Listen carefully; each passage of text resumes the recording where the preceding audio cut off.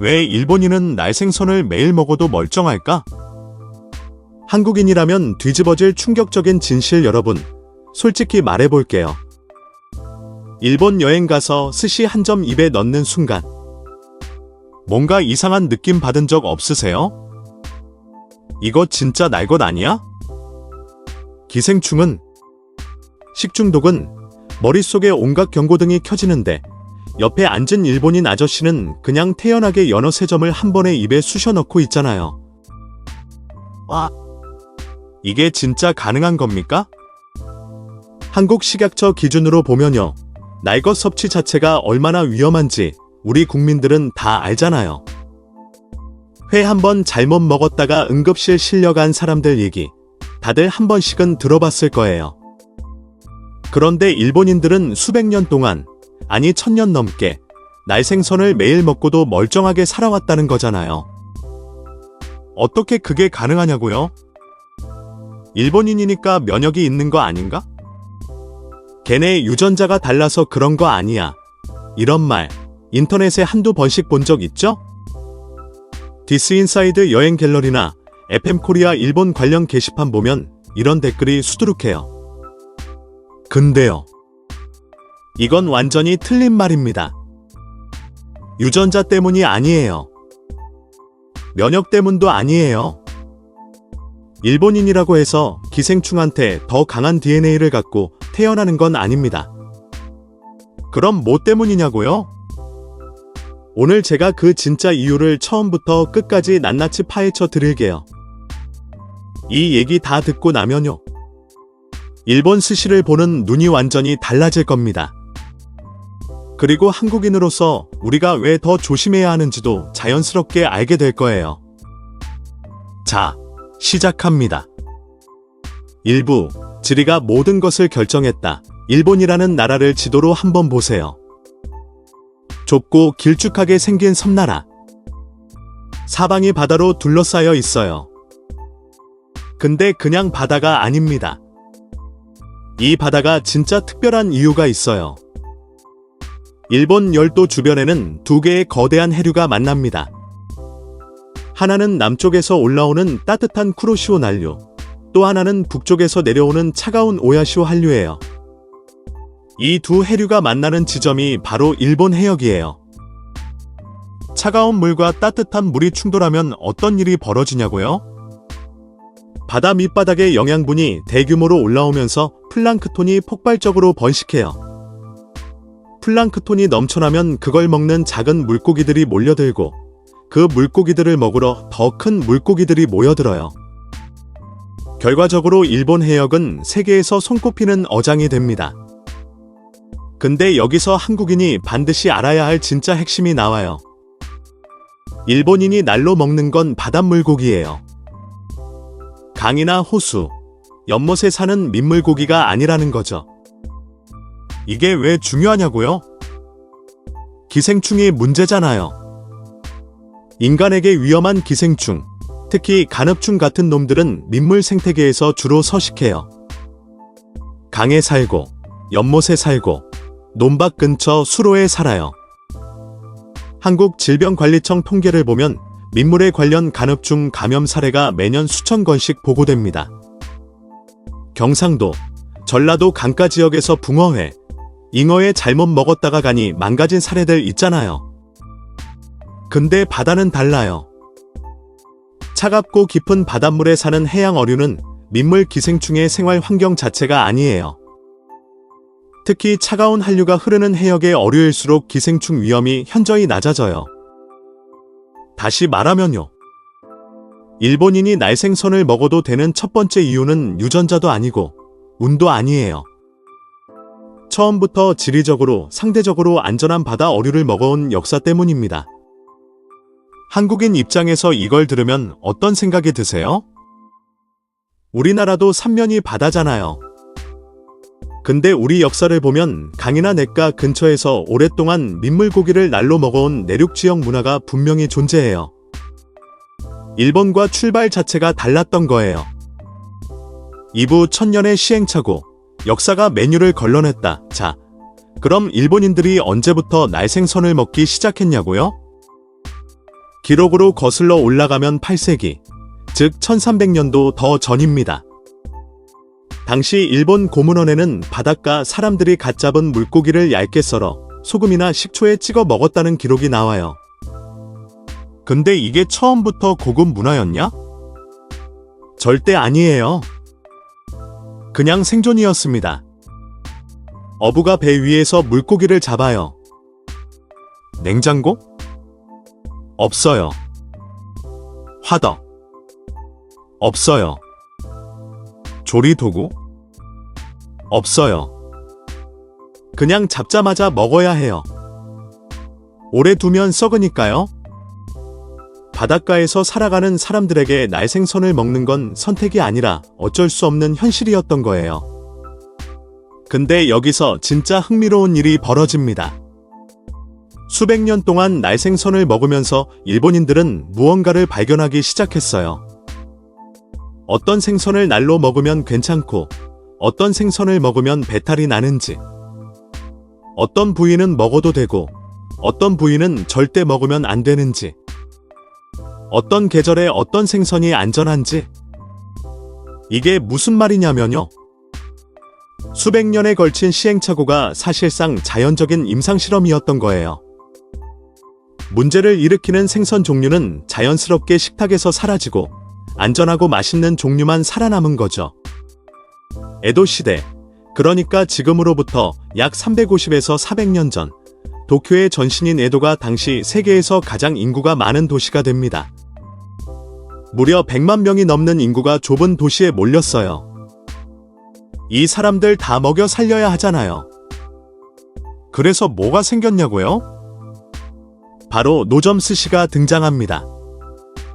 지금의 배달음식 개념이에요. 빠르고 싸고 맛있어야 해요. 스시가 처음에는 고급 음식이 아니라 길거리 패스트푸드였다는 거 알고 계셨어요? 한국으로 치면 떡볶이나 순대 같은 느낌이랄까요?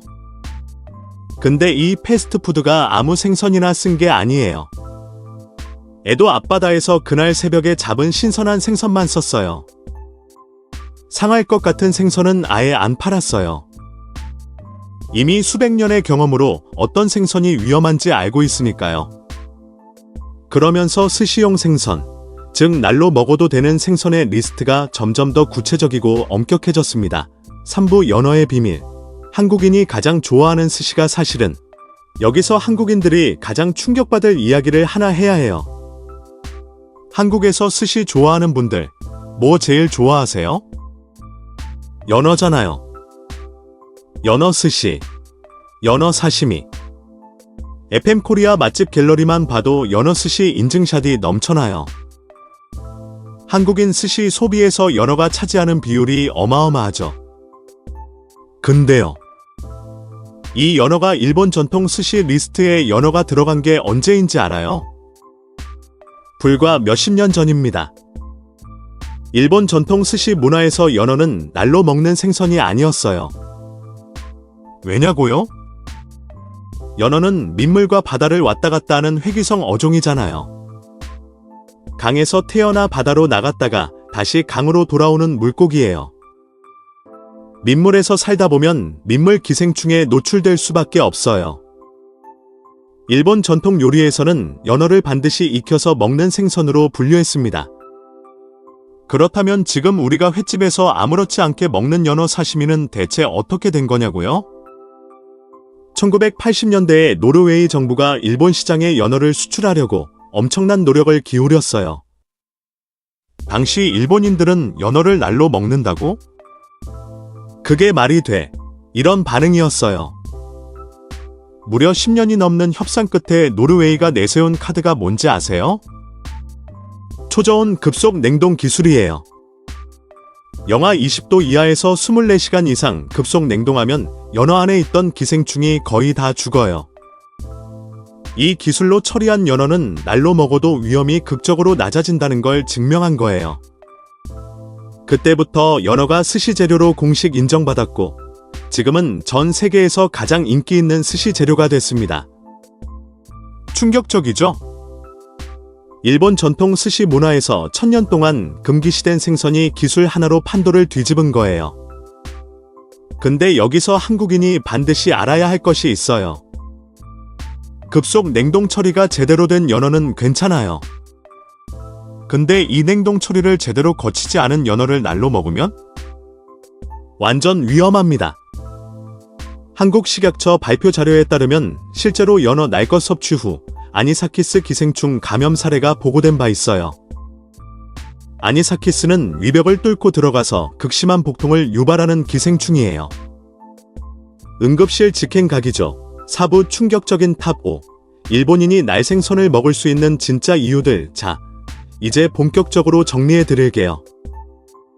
일본인이 날생선을 먹어도 멀쩡한 진짜 이유 탑 5입니다.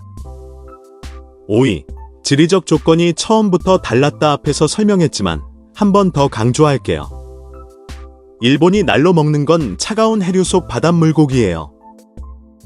민물 기생충의 세계와 근본적으로 분리된 생태계에서 나온 생선을 먹어온 거예요.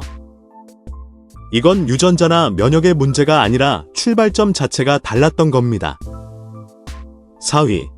천년의 자연 선별 과정. 수백 년 동안 먹고 탈나고 먹고 괜찮고 이 과정을 반복하면서 날로 먹어도 되는 생선과 안 되는 생선이 자연스럽게 걸러졌어요. 지금 일본 스시 메뉴에 오르는 생선들은 그 수백 년의 필터링을 통과한 것들이에요. 아무 생선이나 날로 먹는 게 아니라는 거죠. 3위. 초저온 급속 냉동 기술. 현대 일본 스시의 핵심이에요. 영하 20도에서 24시간 이상 혹은 더 낮은 온도에서 단시간 급속 냉동 처리를 하면 기생충이 살아남기 어려워요. 일본의 스시 재료는 이 과정을 거친 것들이 대부분이에요. 겉으로 보면 그냥 신선한 날생선 같지만 사실 이미 한번 과학적으로 처리된 재료예요. 2위. 극도로 엄격한 유통체계. 한국 소비자들이 진짜 모르는 부분이에요. 일본의 수산물 유통 시스템은 세계 최고 수준이에요. 새벽에 잡은 생선이 경매를 거쳐 당일 아침 스시야에 도착하는 시스템이에요. 중간에 끊어지면 그냥 폐기예요. 한국 식약처 수준이 낮다는 게 아니라 일본의 수산물 신선도 관리 인프라가 식문화 자체와 함께 발전해온 수준이라는 거예요. 규모가 다릅니다. 1위. 스시 장인의 훈련 체계. 이게 진짜 한국인이 가장 충격받을 부분이에요. 들어보세요. 일본에서 스시 요리사가 되는 과정이 어떻게 되는지 아세요? 처음에 주방에 들어가면 최소 몇 년 동안, 심한 경우 10년까지 생선에 손도 못 대요. 진짜예요. 처음 하는 일이 뭔지 아세요? 주방 바닥 청소, 도마 닦기, 칼 갈기, 행주 세탁, 카운터 닦기예요. 이거만 몇 년 합니다. 그게 무슨 교육이야? 그냥 자비리잖아. 이렇게 생각하실 수 있는데요. 일본 스시 문화는 여기에 철학이 담겨 있어요. 주방을 청결하게 유지하지 못하는 사람은 식객의 건강을 지킬 자격이 없다는 거예요. 자빌처럼 보이는 그 시간 동안 제자는 무엇을 하냐고요? 눈으로 보고, 귀로 듣고, 머릿속에 새깁니다. 스승이 매일 아침 어시장에서 어떻게 생선을 고르는지, 어떤 기준으로 생선의 상태를 판단하는지, 어떤 생선을 거절하는지 전부 관찰해요. 그 다음 단계는 뭔지 아세요? 밥 짓기예요. 스시 밥을 짓는 거요. 이게 진짜 테스트예요. 스시 밥은 찰기, 온도, 수분 함량이 정확해야 해요. 너무 건조하면 생선이 붙지 않고 너무 질면 금방 상해요. 밥 자체가 날생선과 직접 닿는 토대이기 때문에 여기서 실수가 생기면 위험이 바로 올라가는 거예요. 이 밥을 완벽하게 지을 수 있어야 다음 단계로 갑니다.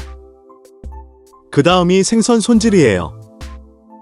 자르는 게 아니에요. 내장 제거, 뼈 분리, 기생충 유관 검사, 스승 밑에서 어떤 부위가 위험하고 어떤 색깔이 이상 신호인지, 어떤 냄새가 경고 신호인지 몸으로 배웁니다. 그리고 나서야 몇 년이 지난 후에야 칼을 잡고 생선을 썰 수 있어요. 그것도 자유롭게 자르는 게 아니에요. 각도, 결 방향, 힘의 세기, 두께. 모든 게 정해진 대로 해야 해요. 왜 이렇게 칼질이 중요하냐고요? 잘못된 각도로 썰면 근육 조직이 뜯겨서 세균 번식 면적이 급격하게 늘어나요. 스시 한 조각의 식감도 망치지만 더 중요한 건 위생이 무너진다는 거예요. 이 전체 훈련 과정에서 반복적으로 강조되는 것이 하나 있어요. 맛있게 만드는 것보다 손님을 해치지 않는 것이 먼저다. 요리사 교육에서 제일 중요한 덕목이 맛이 아니라 책임감이에요. 일본의 유명 스시 장인들은 지금도 매일 새벽 직접 어시장에 나가요. 그 자체를 남에게 맡길 수 있는데도 직접 가요. 왜냐고요? 스시 문화가 가르치기를 책임은 위임할 수 없다고 했기 때문이에요. 한국인 입장에서 이게 얼마나 충격적인 수준인지, 진짜 이 정도인지 몰랐죠? 오브 이 와사비, 생강, 간장의 진짜 정체. 스시 먹을 때 옆에 항상 따라오는 게 있잖아요. 와사비, 생강 초절임, 간장. 이거 그냥 맛내려고 있는 거라고 생각하셨어요? 그게 아닙니다. 와사비는 항균 효과가 있어요. 와사비의 매운 성분인 이소도시아네이트가 실제로 세균의 번식을 억제하는 효과가 있다는 게 여러 연구에서 확인됐어요. 물론 와사비 한 방울이 기생충을 다 죽이는 건 아니에요. 하지만 수백 년 전 일본인들은 이걸 같이 먹으면 뭔가 덜 탈이 나더라는 경험을 통해 와사비를 스시와 함께 먹는 문화를 만들었어요. 생강 초절임은요? 입가심용으로만 알고 있죠? 생강 자체에 강력한 항균, 항염증 성분이 있어요. 날생선 섭취 후 소화를 돕고 잠재적인 세균을 억제하는 역할을 해왔어요. 게다가 초절임 식초도 마찬가지예요. 식초는 강산성 환경을 만들어서 세균이 살기 힘들게 하거든요. 간장도 소금 함량이 높아서 그 자체로 방부 효과가 있어요. 이 세 가지가 세트로 나오는 게 우연이 아니에요. 수백 년에 걸친 민간 지혜가 쌓여서 체계화된 결과예요. 설명할 이론은 몰랐어도 결과적으로 가장 안전한 방식을 택한 거예요. 한국에서 삼겹살 먹을 때 쌈채소와 마늘, 된장을 함께 먹는 것처럼요. 뭔가 이유가 있어서 오랫동안 함께 먹어온 조합인 거죠. 육부 한국인이 일본 날생선 먹을 때 절대 조심해야 할 것들. 자, 이제 실전입니다. 일본 여행 가서 스시, 사시미 드실 거잖아요. 근데 아까 말씀드렸죠? 일본인은 이 시스템을 이해하고 그 안에서 먹는 거예요. 우리 한국인 여행자들은 그냥 들어가서 먹는 거고요. 현지인은 수백 년 시스템의 보호를 받고 있는데 우리는 그 시스템을 이해도 못하고 먹는 거예요. 그러면 우리 한국인 위장은 어떻게 되냐고요? 면역은 0%입니다. 게임 오버 가능성 있어요. 농담이 아니에요. 일본에서 여행객이 스시 먹고 식중독 걸리는 사례, 아니사키스 기생충 감염되는 사례가 실제로 있어요. 그것도 꽤 자주요. 그래서 한국인이 일본에서 날생선 먹을 때 반드시 알아야 할 것들을 정리해 드릴게요. 첫 번째, 가게 선택이 제일 중요합니다. 관광지 한복판에 있는 싸고 화려한 스시 뷔페? 조심하세요. 진짜 일본 스시 문화의 엄격한 기준을 지키는 가게가 아닐 수 있어요. 회전 초밥집도 마찬가지예요. 얼마나 오래됐는지, 현지인들이 가는 곳인지 확인하세요.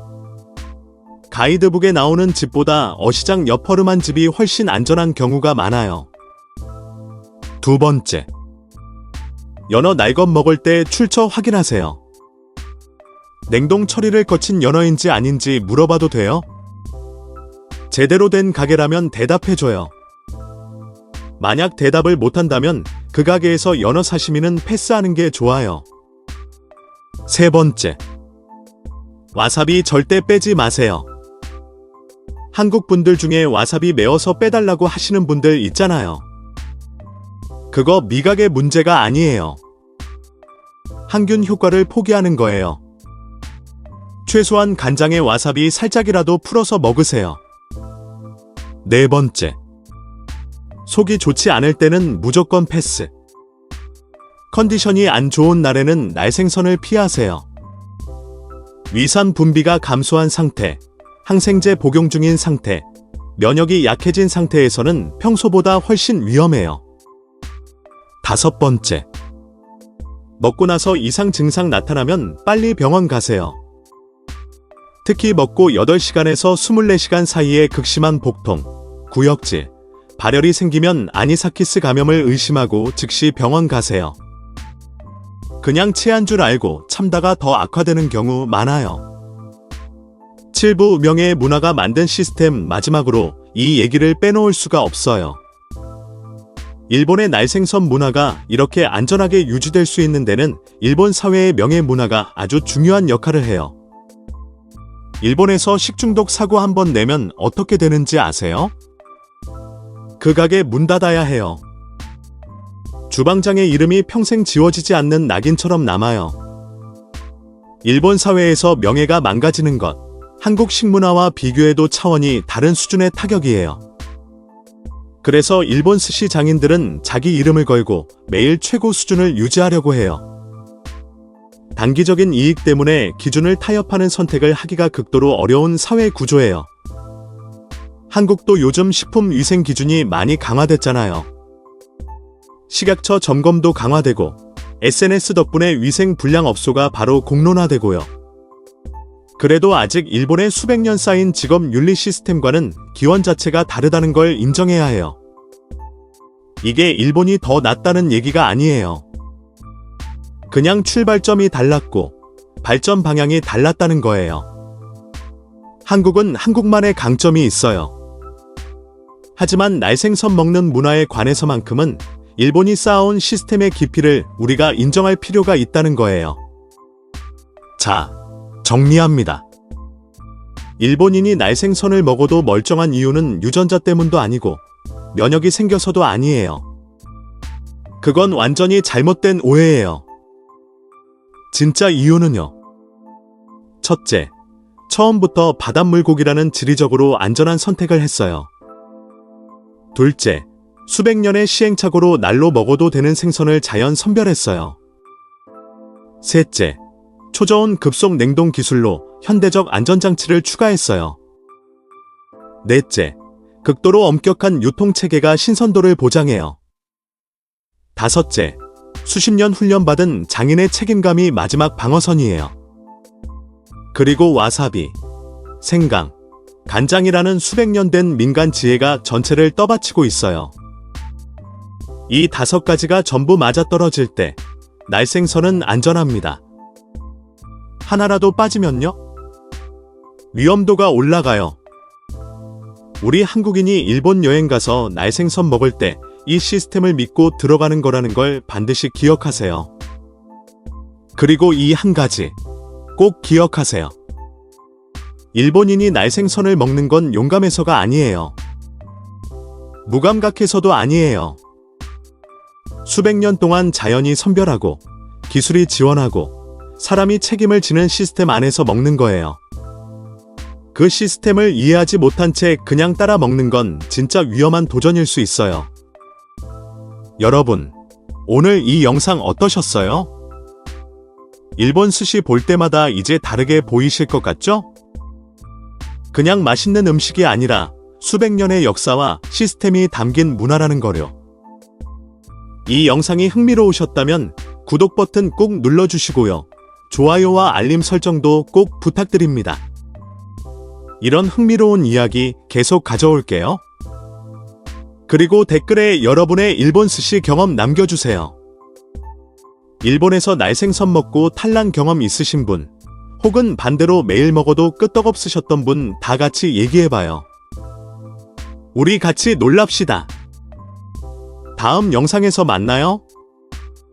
안녕히 계세요.